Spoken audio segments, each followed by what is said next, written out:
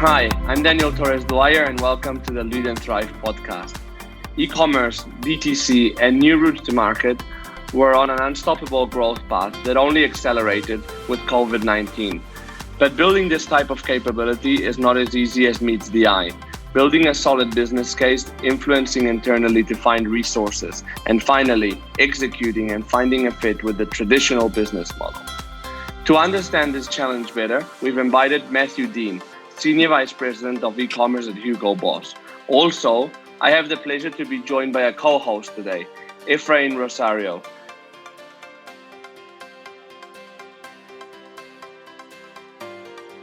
Hi, Efrain. Welcome on board and thanks for joining. Hi, Daniel. It's great to be here. Thanks for having me. Efrain, as a matter of introduction, why don't you tell us a bit more about yourself, what you're currently doing, and I think also your background, which I think is very relevant. Sure. I'm a partner at Grounded.World, a certified B Corp and boutique marketing agency that helps socially conscious brands, nonprofits, and social enterprises activate and accelerate purpose-led marketing at retail. A lot of the work that we do for these clients also involves thinking about ways to accelerate their brand purpose through digital transformation as well. Prior to that, I spent 10 years at Coca-Cola and had the opportunity to work in a variety of different areas, everything from corporate strategy, insights and analytics in our food service division, as well as leading the Global Center of Excellence for shopper marketing on some of our larger campaigns. I've also spent time working at various startups, all focused in the CPG retail space, and thinking about ways to really help these clients drive digital transformations through their various businesses.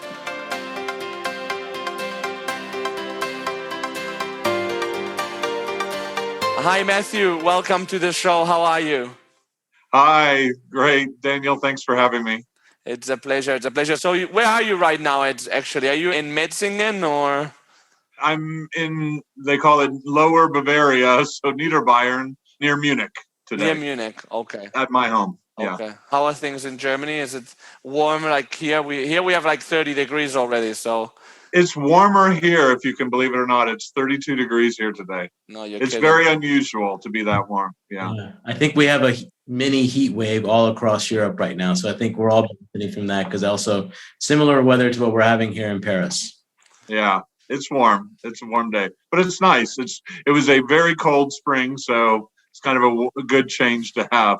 Everybody can go outside now. Beer gardens are open, so it would be very sad if it was raining outside and beer gardens were potentially able to be open. Or the other way around, as you've had it like for the last few months. Yeah, good weather and not be able to go is worse, I guess. Exactly. Goodness. Life is slowly getting back to normal. Yeah, finally. Here it looks like they're gonna not make the masks non-compulsory on the streets in a couple of weeks. Oh, good. So actually, maybe when this podcast comes out, which likely will be at a more advanced stage of the back to normal. So looking forward to that. Maybe and then the interview doesn't have to be 1,000 kilometers apart then. Yeah, exactly.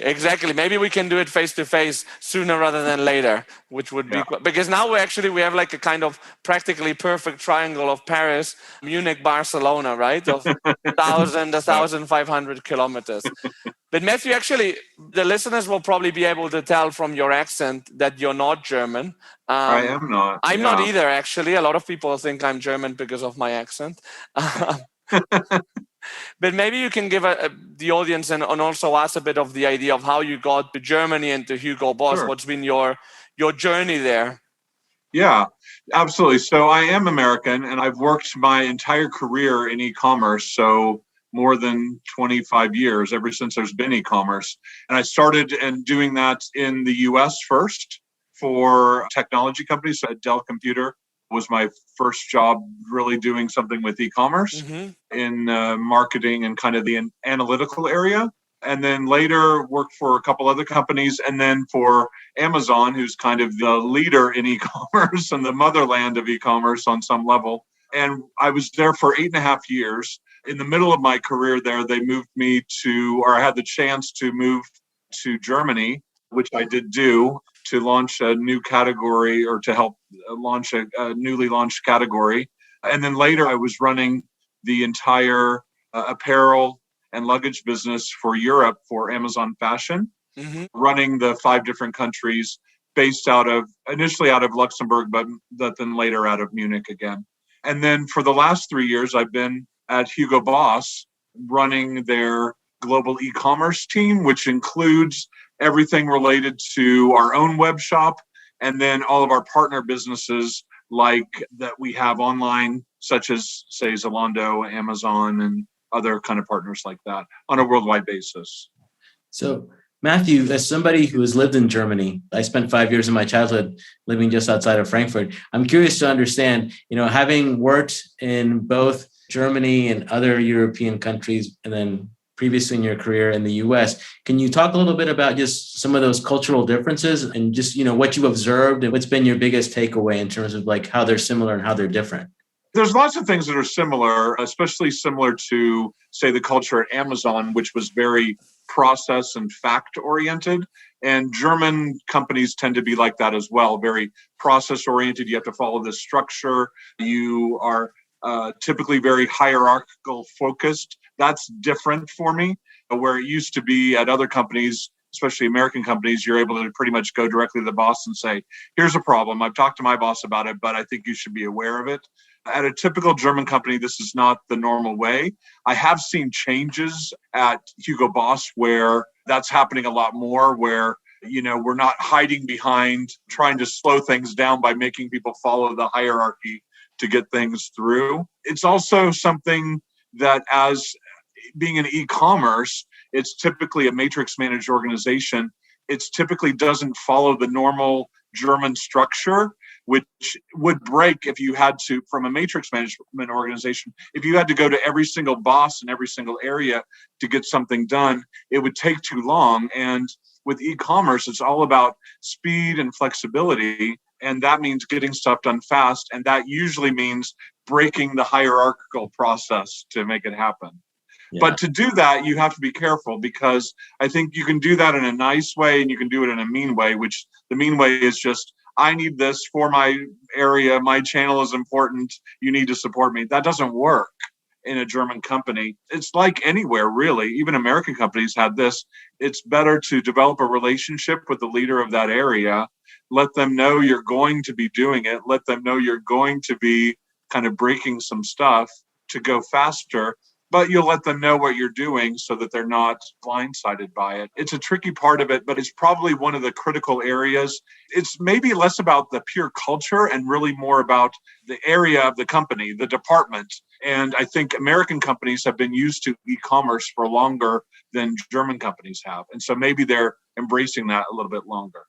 Yeah, because you joined Hugo Boss like relatively not that long ago, October 2018. But of course, when we think October 2018, it sounds like dinosaur age, right? Especially with all that we've seen in the last year and a half. What did Hugo Boss look like in the digital aspect or e-commerce aspect when you joined, and what does it look like now? Well, at the time I joined, and when I was even originally just talking to them, they had made the decision that they wanted digital to be a really important part of their business, and had some ideas and some goals and kind of a version of a vision of how big they wanted to get within a short period of time. So they had some good concepts, but they didn't have everything. They had a traditional way that they did stuff, which was launching new countries and new partners, but in a kind of slow, very methodical way. And so when I started there, I took a look at what their plans were and their overall vision of how big they wanted to be, and made some modifications to try to make it work. But the only way it worked was that the board was really behind it and really was willing to make the investment in time, people, reallocation of resources to make it work. Because if it's just, hey, I'd like digital to be bigger and we'll hire one person and they're going to fix everything, it never works. It's about really having that full commitment. And from the time I started up until now, and I expect it in the future, almost every one of our press releases talks about our progress with our online business. And that really helps with motivating the team, even attracting new people to the team, but then also building my credibility and my team's credibility within the company, because they realize this is a growing area. It's something important to the board. So that's the big thing that's changed. And that change started to happen before I even got there. And then I was just able to luckily able to kind of take the ball and kind of move it across the line. And currently, like, if you think of like the channel split, because obviously when you joined, I imagine you had a big footprint in retail, like your own vertical retail, and also on wholesale. And now you're probably, I imagine, like, where are you on that journey from that more traditional model toward like being true omni?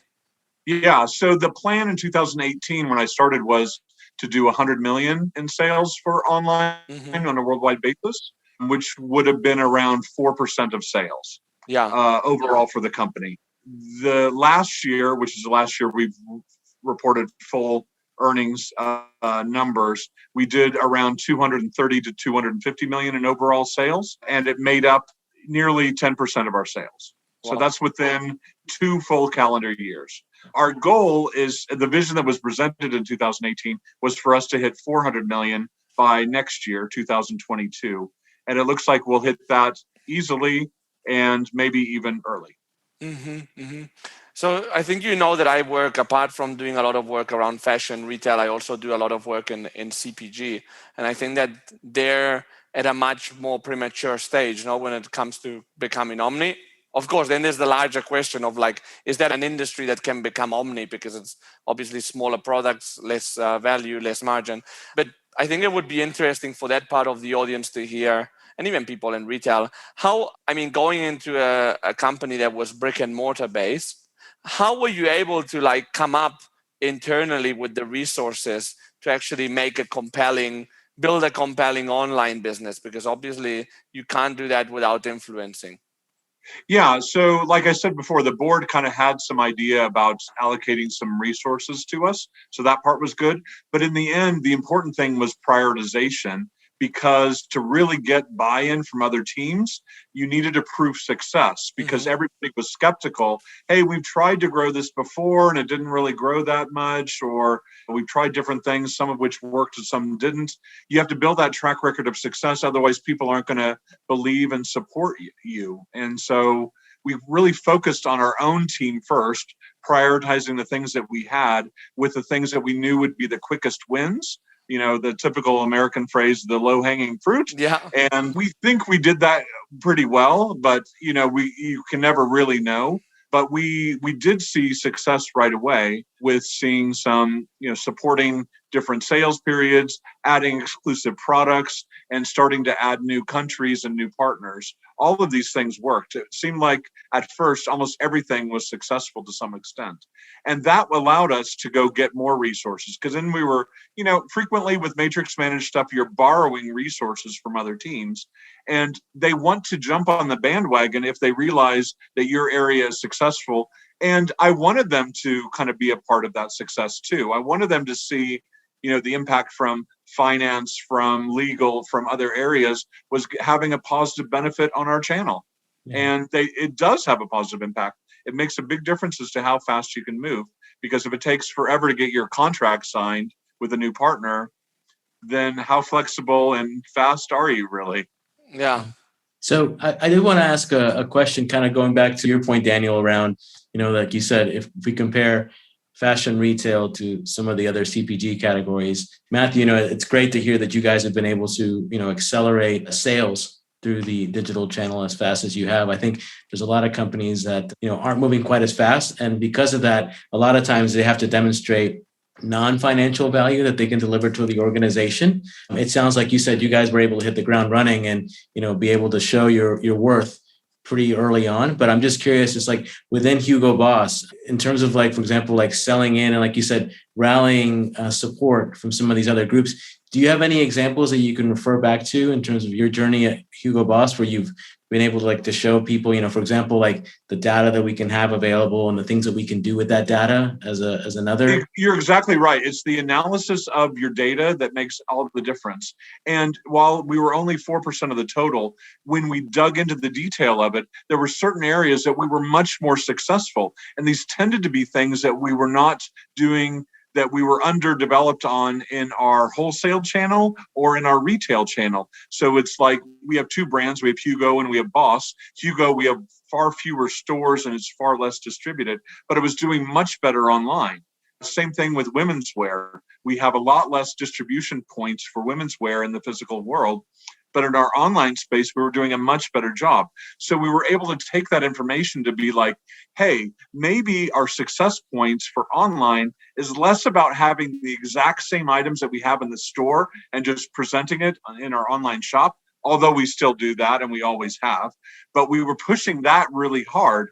But actually, we were doing better with what we would call long tail things, the things that were fringe, the larger, like big and tall assortment, the women's assortment, the Hugo assortment, but also expensive price points of things that were not always sold in other places and we didn't have enough of it.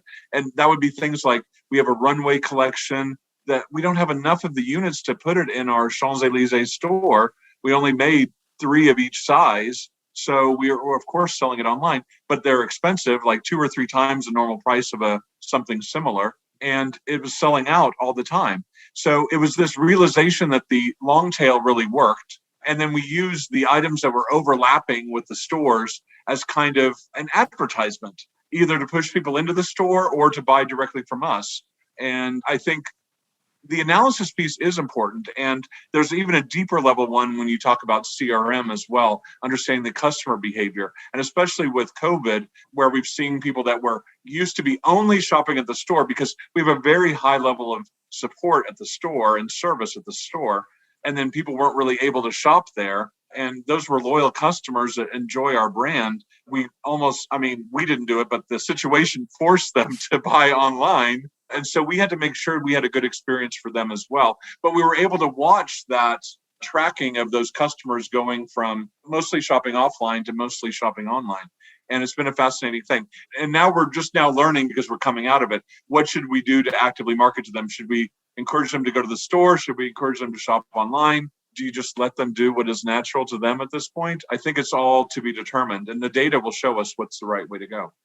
Absolutely. I have one other comment about something you guys said about CPG, because at Amazon, I also worked with grocery products, which are, obviously kind of in that neighborhood. Yeah. And one of the difficult things had to do with selling items that were low price point, especially lower than 10 euros in price per unit. And at Amazon, they had a way of doing it, which was trying to encourage people to have a larger bundle of the same product, or to encourage it to be as part of a larger basket size. Then that could work. But there gets to be a point when it's crazy, where it's like, you're buying a bundle of 12 shampoos that might, in your lifetime, you'd never use all of it. But I think with every product category, there is kind of a different right way to do it. And even within the products themselves, it depends. Because I don't have to tell you guys, there's CPG products that are also expensive, that can easily support their own online shop. But I think that's why at the initial stages, what I was saying is we run our own shop, but also partner businesses. Because I think for most CPGs, the right way to go is to have a partner that is frequently selling these products that you can support in the right way, based off of which, where customers are shopping online.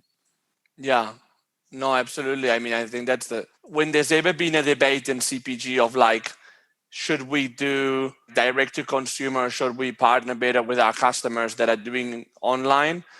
The second option has practically always won, right? And yeah, I think that only in like big margin products like shaving, which cost a fortune, as you know, beauty, which I'm not a consumer of, but I think is quite expensive. And I know L'Oreal has been very successful. Have they been successful in direct to consumer? And there's little other case of success. Yeah, but you bring up a good point with L'Oreal, because even with them, I think they have multiple brands that are kind of under their umbrella. Yeah. They could create their own multi-brand shop, or even their own category shop selling their competitor products as well. I know that's probably controversial, but why couldn't they do that? And in the end, still be able to feature their own products and have other products there as well. I think if you created a situation where you can have a large basket size, then it would work. But if they were only selling one brand of theirs that was usually people only buy one piece of, and it's usually €8, that's never going to work. Mm-hmm. But if you can imagine a situation where L'Oreal has several brands, or maybe all of their brands, and then you have a situation where the basket size is now €50, this is something that can be profitable for them. Yeah. I mean, I think, hopefully for our audience, they take that, that takeaway to heart, because to what we've been discussing here, I think for a lot of these smaller players, that can't justify creating their own marketplace, by default, places like Amazon have almost become their D2C play. Yes. And they're coming across the same challenges you just mentioned. So I think thinking about how do you create cross-product bundles, adjacencies to be able to like grow that basket size is a really powerful takeaway. Yeah, I think as with anything, whenever you do a wholesale business, you need to understand your wholesale partner and who they're selling to. Whenever you're selling to a department store, you need to understand what their audience is. Same thing is true with Amazon. You need to understand how their customers buy. What is the effect of Prime? What's the effect of Subscribe and Save if you're in CPG products, and other kinds of programs that they have, so that you can work with them better. What's their marketing cycle? What is Prime Day about? Should you participate? What is Cyber Week about? Should you participate? With which products? It's all questions that are difficult to answer, and sometimes you only have one chance per year. So for you to gain the knowledge, it might take you 5 years to get it right. And I think this is tricky for a lot of these brands. But I think the answer is the way direct to consumer works anyway, which is testing. It's A/B testing. It's let's try, we've never done something in Cyber Week before. Well, then do something with it. Find out the facts, understand and use that for the future, because otherwise you're going to be sitting in the dark, scared of what's out there, scared of Amazon or other partners. And that's not the right way to run your business. No, that's a good takeaway. And I think that also, the fact of not having direct to consumer for CPG companies or FMCG companies, I think is a way that they want to avoid taking these tough decisions sometimes, which obviously, Matthew, in your case, you do have to take, because obviously you have your own direct to consumer through your own retail and online, but also you have your customers. How challenging is that for you personally to manage your accounts? You mentioned Zalando, for example, and then managing your own store. Is that really complex, or it's not that difficult? You have different people working on it. And in the end, I think it's just like with everything, you need to make sure it's the best possible experience. And so when Zalando's coming to us saying, this is how we'd like to have it, or this is how we'd like to have it shot, or our backgrounds, or whatever, here's photography, here's when we're going to do these promotional periods, you need to understand and follow it, because otherwise you're missing out on opportunities to work with your partner. Same thing is true of your own website. But the important thing is to have different people working on it, because you cannot, as you pointed out, be a specialist in both at all times. Yeah. Different people have to be specialists in different areas. And we rotate them around so that they understand and use the information from other areas, so that they, first of all, develop into bigger, better employees, but also take the learnings we have from other areas and we can cross-pollinate without having them be responsible for both at the same time. Great. Very interesting. In terms of the physical, obviously, this is not a silo thing, right? We're always talking now the concept, the different channels, mixing them up. What's the influence of Omni had on the actual physical Hugo Boss store? Yeah, talking before COVID, I think the way we viewed it was we were synergistic. And so we had a lot of things where we encouraged people to go to the store for things that we knew were more likely to be purchased there, like made-to-measure suits and finding the exact right dress shirt. After you buy the first one, fine, you can buy it online. But for the first one, we have a much better experience for customers if they go to the store. So we encouraged it, helping them make an appointment, find the store that's nearest to them, and have a good experience there. And the other way is true as well. When they're in the store and they're like, oh, I saw this thing online, but I don't see it here in the store, then we allowed customers through an app that we have in the store to make purchases in the store and have it be received later at the store to pick up. So they didn't have to be super sophisticated shoppers. And I think that's what has to happen. You have to let it be easy for customers, as easy as possible. The more barriers you put up in front of a customer to buy something, the more drop-off you're going to have. And in the end, everything is about conversion rate. How do you make sure customers walking in the store, they want to buy something? Don't disappoint them. Don't put a blocker in front of them saying, we don't have it, I can't order it for you, I don't know what you're talking about. They want to return something in the store and get a different size, and you tell them, nope, you got to send it in to us. what a terrible experience that is. You got to accept the return there and then give them some alternatives in the store. We track that. We look at that as a way as a good thing. So the store employees are actually happy when they take an online return in the store, because now they're like, oh, I now have the opportunity to sell them an alternative size or a full outfit, not just replacing the one product. And I think a lot of it has to do with attitude and just not viewing your internal different channels as competition of yours. I think if you view it as synergy, then it's always much more positive. And a lot of times that has to happen through goals. So I've worked at other places where, the success of one team meant the failure of another. And at Hugo Boss, we've decided that if the sale happens for France online, then the France country manager gets credit for it, whether it happens in the store, online, or wholesale, or wherever it happens. That was going to be the question I was going to ask you, which is thinking about, how are sales attributed when you've got that interplay between, the consumer doing certain things online and offline. And then, in some cases, like you said, who gets credit for the sale? And like you said, we don't care. That's at the country level, right? We all get credit for it. Yeah, exactly. And if you don't have it that way, then you are going to create bad behaviors that happen. Like, hey, I don't know if it's going to work online or whatever, bad mouthing the other channels. This doesn't work, and it's not beneficial for the brand or the company. So the only way to make that work is to have at the highest levels on down and understanding that we're trying to work together to make this work. And honestly, if it happened that I had a email campaign that was mostly driving people to the store, and then that hurt my next email campaign that was mostly encouraging people to buy online, then it does. So what? In the end, it's about the customer and did the customer buy or not? And it shouldn't be about which channel is winning. It can't be that. It's unhelpful for the customer. The customer wouldn't want that. Yeah.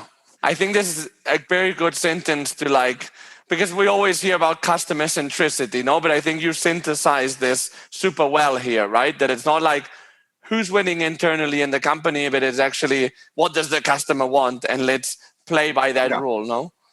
And find the areas that are subpar for the customer. So where were areas, where we're providing a bad experience or a bad interaction between online and offline? And those are the things that have to be fixed right away. Yeah. How do you make it work? We've had issues in the past with gift certificates that only work in the store and don't work online. Customers they can't understand that. And I, as a customer, don't understand that either. It's like we're in the digital age. It should work everywhere. And nobody will ever understand why it can't work there. They might understand why it doesn't work at a department store because they understand that that's a different retailer. But when it's the same company, who would understand that? Yeah, totally. Where's the world going to, Matthew? How do you see things evolving, both at Hugo Boss, but maybe retail fashion in general? This omni journey, do you think it's stopping here, or what do you think we'll see happening?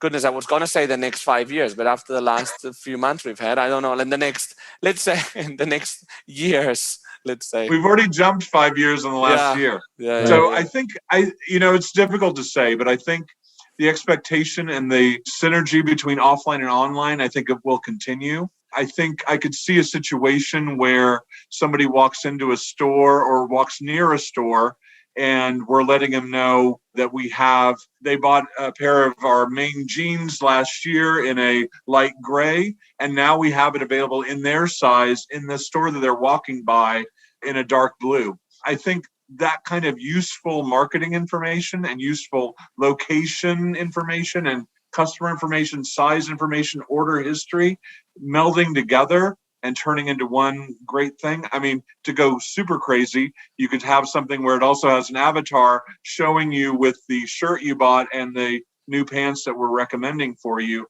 Maybe it's in a 3D mode and maybe it's just on your app or something like that. But that would be amazing. You don't even have to walk into the store to see what it would look like on you. And then offer the opportunity hey, we can just send it to you. You can try it on at home. Or come into the store. It's only 100 meters away, just, with directions on how to get there.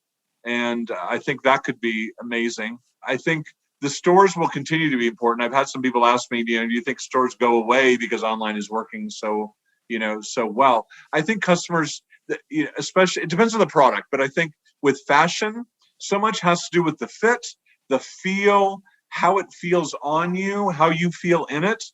And that's hard to get that kind of feel information online.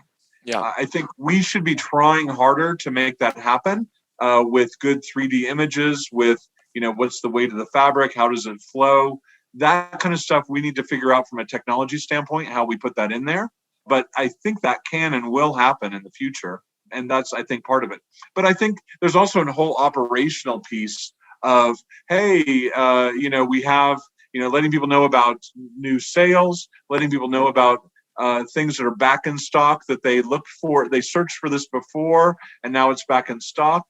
These are things that most people don't do. We don't do today. I think as a future concept or vision of how I think it would work, I think there's all this combination of things together, marketing activities, information about your order, where you can pick it up, how fast you can get it.